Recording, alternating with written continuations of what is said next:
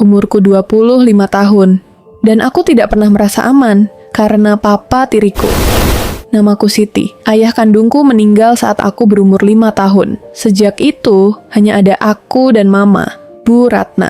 5 tahun kemudian, saat aku berumur 10 tahun, mama menikah lagi dengan pria bernama Pak Hendra.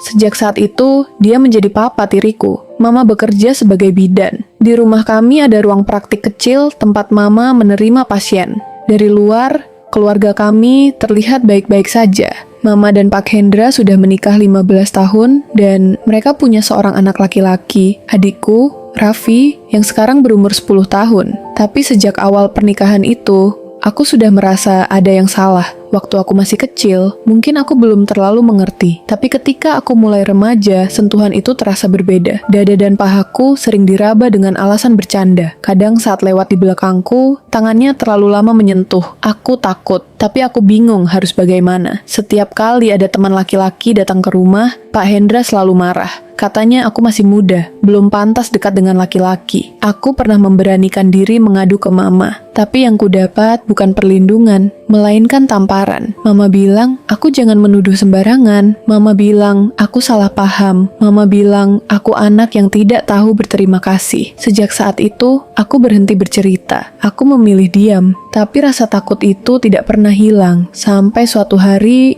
semuanya terasa semakin jelas. Aku sedang mandi, seperti biasa. Tapi mataku tertuju pada sesuatu yang aneh di belakang botol sampo. Sebuah kamera kecil, tanganku gemetar, nafasku sesak, jantungku berdetak kencang. Aku tahu, hanya ada satu orang yang mungkin meletakkannya. Aku keluar dari kamar mandi dengan tubuh masih gemetar. Aku menangis sejadi-jadinya. Untuk kedua kalinya dalam hidupku, aku mencoba mengadu pada mama. Tapi lagi-lagi, Mama menamparku. Pak Hendra dengan tenang berkata, mungkin ada orang lain yang menaruhnya. Katanya, jangan menuduh tanpa bukti. Tapi aku tahu siapa yang melakukannya. Di rumah itu aku bukan anak. Aku hanya seseorang yang harus diam. Selama 25 tahun, aku tidak pernah bekerja. Aku selalu di rumah, membantu mama. Tapi hari itu, aku memutuskan sesuatu. Aku harus pergi. Aku memutuskan merantau dan mencari pekerjaan di kota lain. Tanpa pengalaman, tanpa tabungan besar. Hanya dengan keberanian yang tersisa. Aku tidak pergi karena benci. Aku pergi karena ingin selamat. Sampai hari ini, Mama masih percaya pada suaminya.